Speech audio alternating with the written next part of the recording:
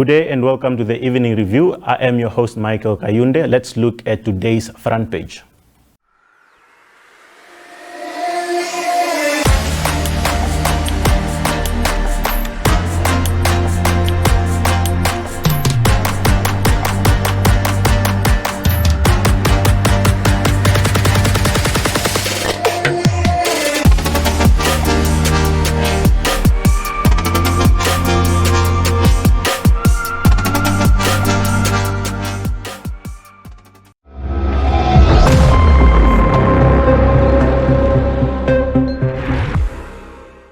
Win mega prizes with Pasta Polana. Oh yes, we're giving away a huge grand prize of 150,000 Namibian dollars worth of building materials from Bubkevitz Mega Build. Plus weekly prizes of 12,000 Namibian dollars in cash for 8 weeks. To get your hands on these mega prizes, simply buy 3 kg Pasta Polana macaroni or elbows at any ShopRite, USafe or Checkers. Then SMS Pasta Polana to 24442. There's no pasta more mega than Polana. Competition ends 7 June 2020. T's and C's apply. Pasta Polana. Every day, a different way. A proud product of Namib Meals.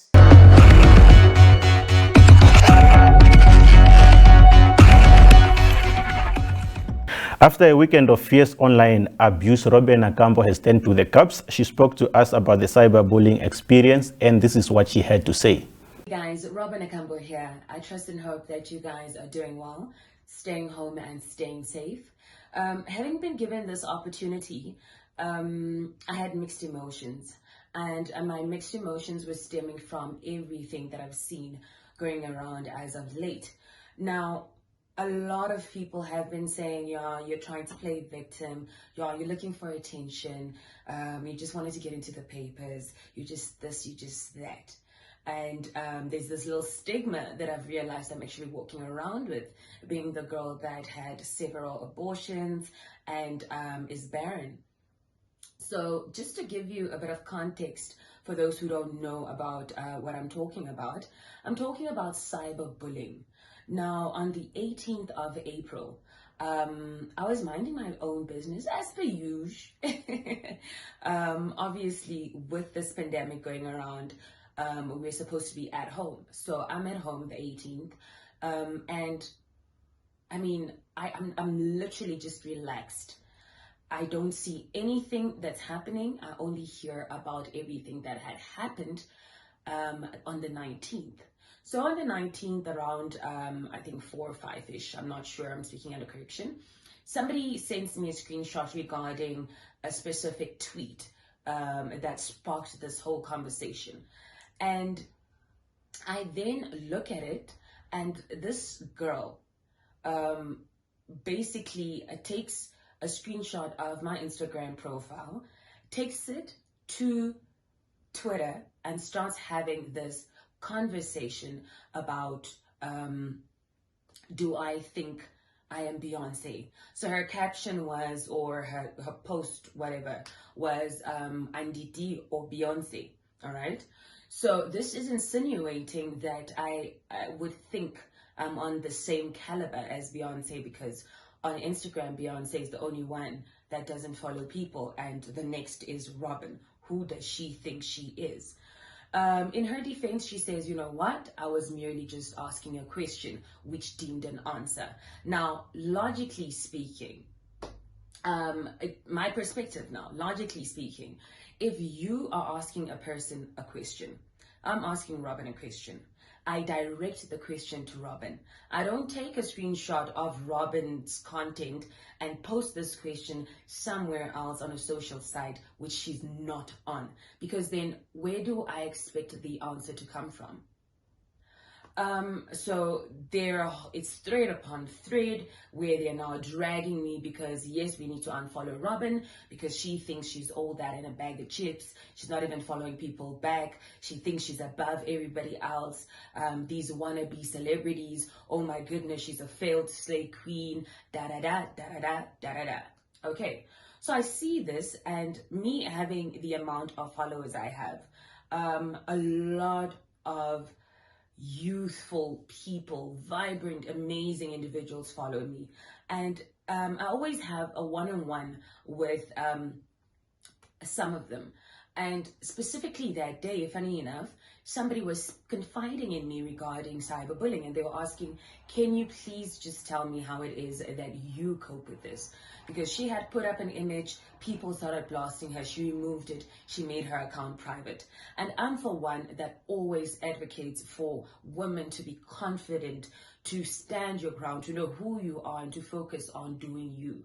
So I figured, look, I am generally the type of person that was, told to be resilient, because it comes with a package. You're in the media.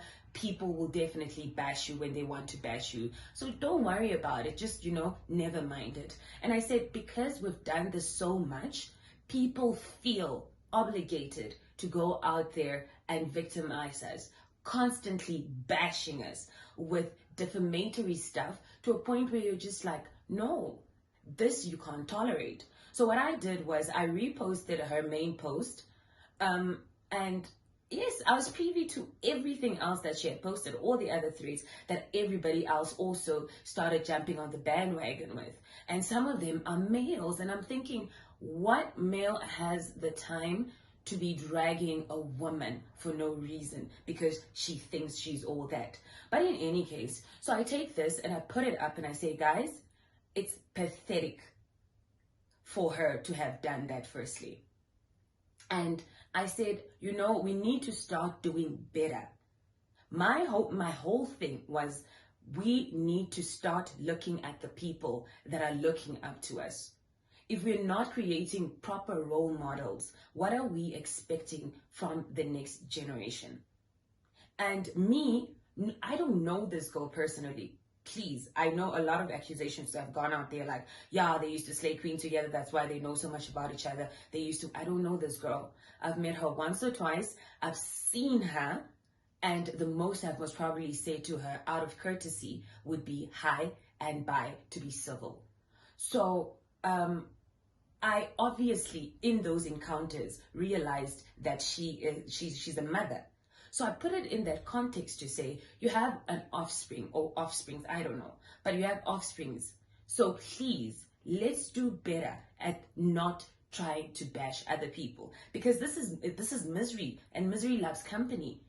So this person, and I even apologized, because for me, I generally don't entertain such. So even on the post, I said, you know what, to all my followers, I'm apologizing for entertaining this, but I need to stand up for the voiceless, because this happens so much and people just let it go, and others think it's okay to just say whatever.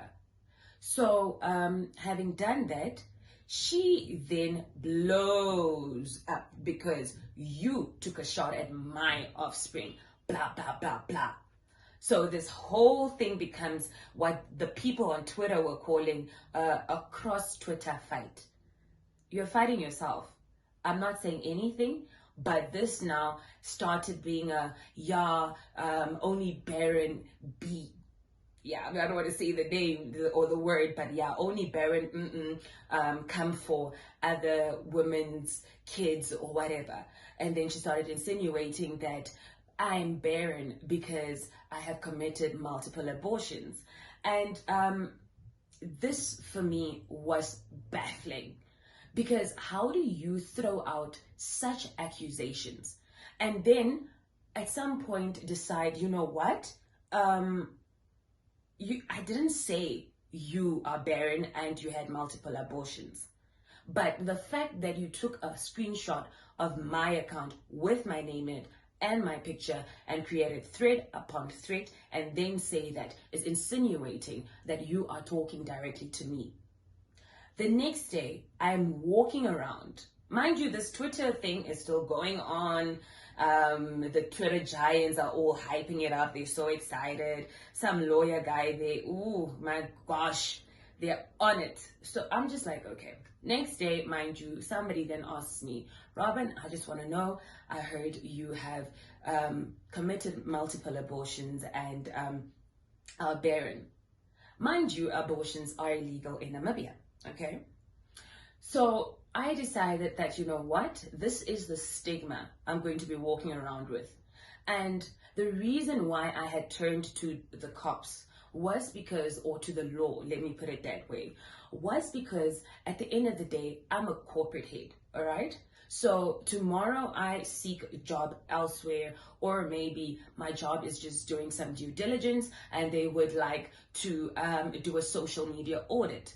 This pops up, okay? Because a hashtag and everything was created. So the moment my name and surname is put into Twitter, all of this surfaces, okay?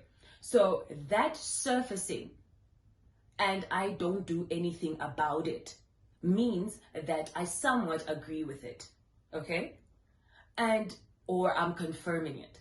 And for me, that was where I drew the line.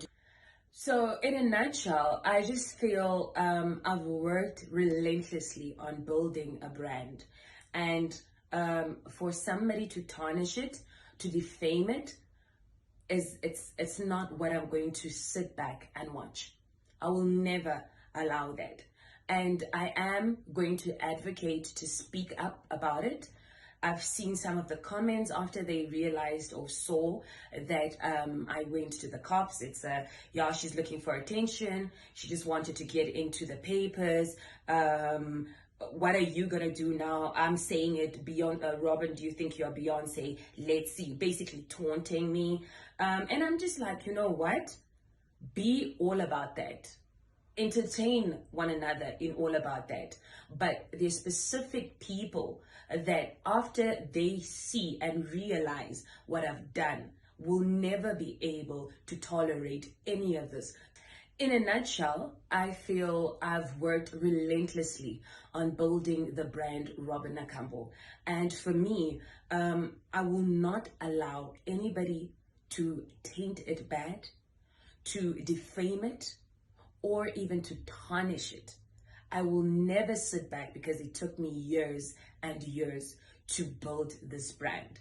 And I want everybody who watches this and everybody who knows about the story to know that there is justice at the end of the day. You don't have to tolerate people tarnishing your brand for themselves to look better. These, yes, are people at war with themselves. Misery loves company, but it doesn't mean we need to tolerate it. They need to realize that there are repercussions for your actions. And if this needs to be done for people to then say, whoa, before I go out there and say this nasty thing about this individual, I need to think about the repercussions.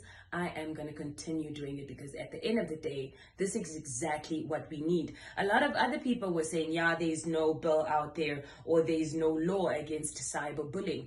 Others are saying, you know what, she's wasting her time. Namibian police don't have time for such nonsense. Well, I'm going to show you exactly what it is that the Namibian police has time for. And in actual fact, we need to start realizing that defaming somebody's character does not bring you higher.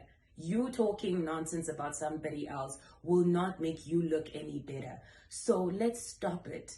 Let's put that energy towards building one another. Let's put that energy towards anything else.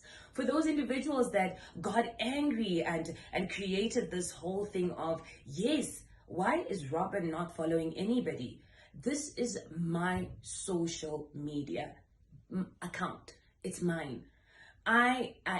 You do what you need to do on yours. I do what I need to do on mine. We've got different reasons why we are on social media. We're not the same person. We don't do the same job. We don't do the same thing. Some people literally open accounts to tarnish and drag because nowadays, what is this? Being savage is so cool. Some people do that. Others do it for business. Others do it for that. If you don't understand it, it's okay. If you don't want to follow the person that's not following anybody, it's also fine. If you want to follow them, it's okay. I want to understand where it is that even this individual that I'm talking about, I'm referring to, she doesn't follow everybody that follows her for a fact. So why is it a problem that I'm not following anybody? And then it's a thing of not even her family, not even her boyfriend, not even her what. Does it matter? Does it take anything off of you?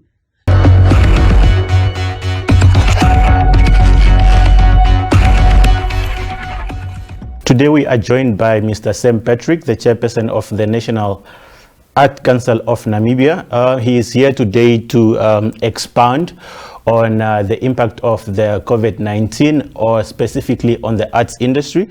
This morning he was part of the dialogue at the COVID-19 Communication Center, where they were discussing the impact of COVID-19 on arts, culture, and the music industry. So just to start, we know how the industry has been affected by this. So I don't want to ask, how, or what, or how rather, the artists have been affected, but I want us to start rather with how are we, what are we doing to make sure that we are dealing with this problem that we are being faced with? Well, that's exactly the first point of departure that I had this morning, that the measures that have been put in place have primarily saved lives. And I think that's a very important point to start off with, because if COVID-19 is spread through people coming into touch with each other, and a large part of our industry is about exhibitions and galleries and going to museums and cultural sites and shows, essentially the measures that have been put in there have been able to save lives, because people have not had the opportunity to come in touch with each other, and therefore they have not been in a position to make their lives vulnerable. But that's an important point, because everybody is worried about things, essentially about the things in terms of ticket sales, and these things are important. Because in life, things because that is, the biggest income generators of people in this art space. Yes, but you won't have the need to generate income if you die. True. So the point of departure, and we can't be ignorant to this, because COVID does not allow for ignorance or for arrogance. So if we have to take that as a departure, we have to celebrate that point, that we've been able to save artists' lives. Imagine if an artist performs now and we didn't have these measures, and somebody there is contracted, it's a fan, touches that, Namibia's greatest artist is gone, the household impact. So we got to be intelligent as human beings. So we are talking about measures, right? Yes. So what are actually some of these measures that have been taken during this time to make sure that, our artists are taken care of? Because, people think that the arts industry and sports are more of, the stepchild of the government. Okay. So at the moment, what are these measures that have been taken into consideration? But that's the point, because the first measure that I want you to acknowledge is the fact that we've been able to save lives, and that's an important point. Now that you're alive, yes, and that you're breathing, and I need to put bread on the table. Yes, now let's talk about that. The art and culture is not the stepchild of the government, because the government is the people. So it is the stepchild of the people. It is you, if you're a father of a kid in a household, you don't value the arts or culture within a household. We don't value the arts or the culture within the same way as an extension in our schools. We don't value the arts and culture as the same way in the industry. When we're looking at, key pillars, even though it's a fact that we're able to provide a job to somebody that is in Damara land as a result of tourism in Brandberg, selling craft at a curio shop, up until the guy that's making a blockbuster movie that's aired throughout the country. So we're able to give access to anybody, whether you have failed school or not. You can be a dancer and get that. You're able to get into the industry. We are an inclusive industry. Yes. So it's not the stepchild, and that's why I contest, because we want to outsource blame. You are dismissing that it's not a stepchild. I'm saying the stepchild of the people. Of the people. As a result, it's an extension in government. And it's in our households, and it's in our industries. It's not exclusive to being a stepchild of the government. Of the government. Yes. All right. But what should be done, to make sure that we, the arts industry does not continue to be regarded as the stepchild? Because look at during this lockdown period that we are going on, everybody is watching Instagram, everybody is online, and who is creating this content? Artists. So despite everything that we do or that creatives do, they are still regarded as not the priority. Rather, what should be done so that we are also on the same level with you see what any other sector, because we are also hard hit. I understand, but I'm saying that COVID just brought the visibility of the problem to the forefront. If you value art in your household, and you walk out of the household and art is in an exhibition, and art is being sold in a theater, and art is being sold on a CD or online, we will consume it. essentially. So it's about a value proposition. Where do you place the value of art as a society? Where is that? And once we are able to answer what the value of that is, so I'll tell you, it's a fact that the crafters, let's just look at craft, are able to feed millions of people in this country, throughout the country. It is unlike other industries where it's exclusive to urban areas, it's exclusive to rural. This thing is anywhere. So what are we doing? Are we developing a country based on a school of thought around people? So do we want to develop people? Do we want to have a sense of identity? Do we want to have mobility? So even if I'm born poor, can I have a certain well-being in society? Art provides that. Then they'll ask you, but where are the stats? I say, but it's a fact. It's a fact that if the numbers are cancelled, from the people who are buying the tickets, to the clothes they were going to wear, to the tailors they were going to make it, to the hairdressers, to the makeup artists, it is a fact. Even like the data that was going to be bought for empty, it's a fact that it's a large contributor, that we ignite the economy, we ignite humanity. But we have a distortion. They ask, where's the stats? But stats need the resources to go figure out, oh, you want us to go count. That needs money. So if the resources, if the Art Council gets between 3 and 10 million a year, and you have to, feed a country, we know that per capita we spend about $45 to $50 per Namibian on art. And we don't have enough art activists. So when you ask the question, what needs to be done, is we need to stand as a nation and advocate around the significance and the value of art, whether it's in the studio right now, whether it's you as you are watching it, wherever you are. Talk about how you value it, so that society and the leaders that are in these positions can acknowledge that Namibian people cry for art.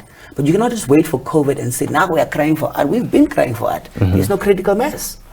You brought up about stats. That is one thing that is also important during this time, because when it comes to, artists being registered on national institutions, that is one thing that a lot of artists are also not, registered. So when it comes to, certain institutions that have indicated so far that in their stimulus packages they are going, to cater for the arts, what is the process, of artists, making sure that they also get something from this stimulus packages that have been promised by the Social Security, for instance? What's interesting is there's two parts when we talk about the sector that we have to differentiate, because the dynamics around it it's very different. So the one is the formal part, so like creative entrepreneurs that have registered companies that are providing taxes. A lot of their benefits are going to come through what already the economic stimulus package has been addressing around tax relief, wage subsidies, and a lot of those companies can qualify under that type of part. But the real concern is really a question, the informal part, the independent artist, the independent company, the independent organization, some of even our own Art Council members. What's been done? Our role is we're a fund.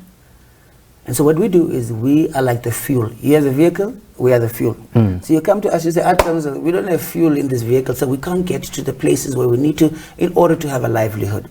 Now, this petrol station gets 0.0001% of the total amount of fuel in the economy. But there is 100,000 cars that need to be filled. So how do you now use this little bit of fuel for this much demand? So what we are going to do is we're going to push our grant forward, but that usually takes place in November, December, and say we'll give reliefs. It'll probably be less money, because sometimes we can give up to $100,000, but now we will cap that probably to 10, 20,000 based on the industry, but so that we can also reach more people. But we will move up our grant period. We've also requested for more money in order to subsidize independent artists, so increasing. But I think fundamentally there's two things. What COVID did was it made the art and culture and heritage market collapse. There's nobody that's buying. There's nobody that's consuming art. So if we can play that role as government to be the consumers of art and say, what do you have as a filmmaker? Do you have movies?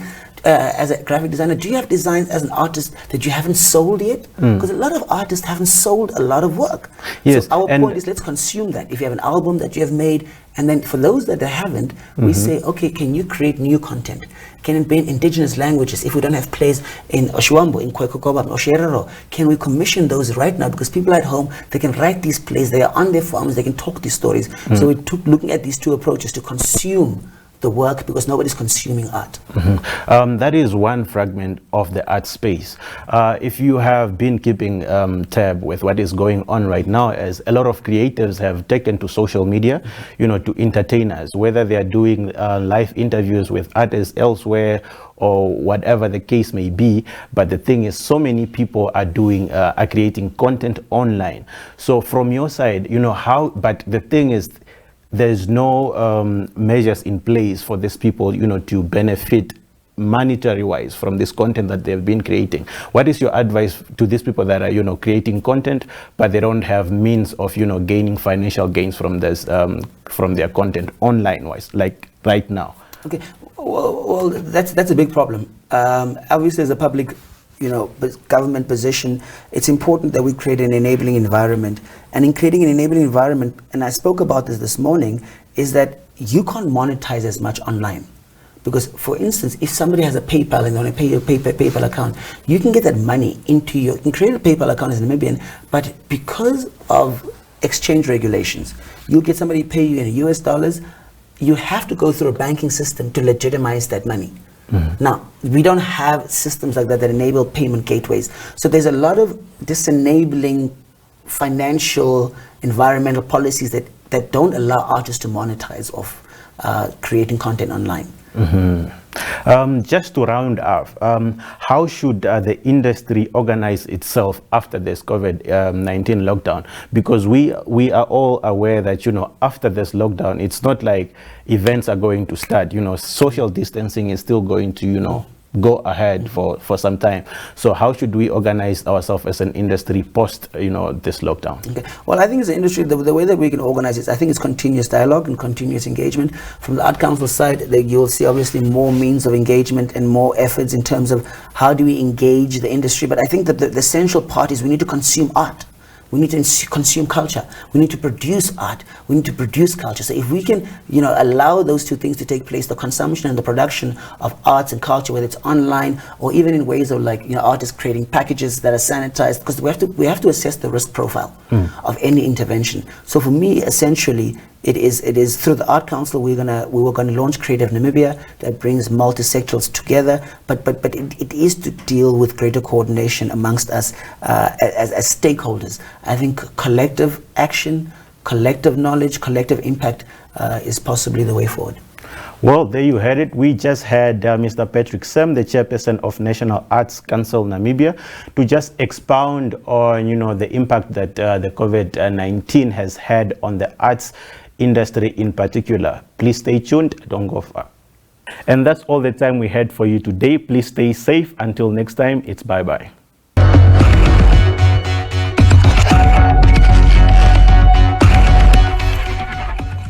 Win mega prizes with Pastor Polana. Oh yes, we're giving away a huge grand prize of 150,000 Namibian dollars worth of building materials from Pupkewitz Mega Build. Plus weekly prizes of 12,000 Namibian dollars in cash for 8 weeks. To get your hands on these mega prizes, simply buy 3 kg Pastor Polana macaroni or elbows at any ShopRite, USafe or Checkers. Then SMS Pasta Polana to 24442. There's no pasta more mega than Polana. Competition ends 7 June 2020. T's and C's apply. Pasta Polana. Every day, a different way. A proud product of Namib Meals.